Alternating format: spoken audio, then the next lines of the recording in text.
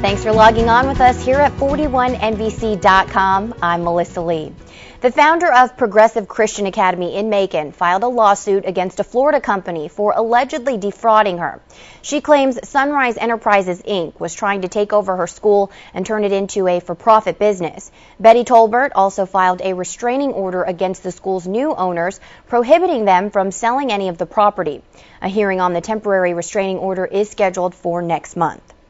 A Bloomfield Middle School student is charged with aggravated assault after school officials say she hit another girl in the head. The Bibb County School District tells us it happened Friday while the two 14-year-olds were on the bus waiting to leave. The injured student was taken to the Medical Center of Central Georgia. She has since been released. The student who was charged has been suspended. A candidate for Peach County coroner was disqualified for allegedly lying on his qualification application. Election Supervisor Michelle Riley tells us Otis Daniel Jr. will not appear on the November ballot. He was convicted of burglary in 1972, which is a felony, and on the application, it tells the applicant to confirm that he or she has never been convicted of a felony. Riley tells us he did not do that. If you plan on voting early, expect to wait. Monday marked the first day of early voting in the state of Georgia, and hundreds of voters lined up outside of the Board of Elections to cast their ballots early. Election officials said with this year being a presidential election, you can expect to wait anywhere from 30 minutes to an hour. Just a reminder, all you need is to show up and bring a photo ID to vote.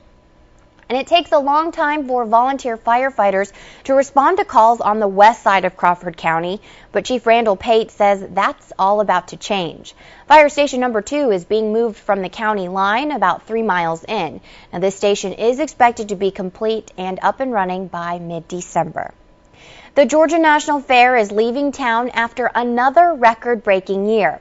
After 11 straight days of gorgeous weather, the 2012 fair was the second best in its history. More than 445,000 people showed up. That's a 1.2% increase in attendance from last year. Georgia National Fair's Director of Public Relations, Michelle Treptow, said organizers will meet this week to discuss what they can do differently in the future.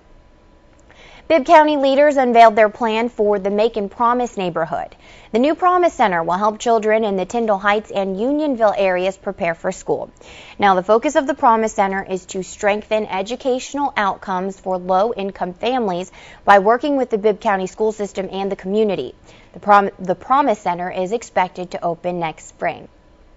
Be sure to join us on air tonight for the news at 6 and 11. Have a great Tuesday.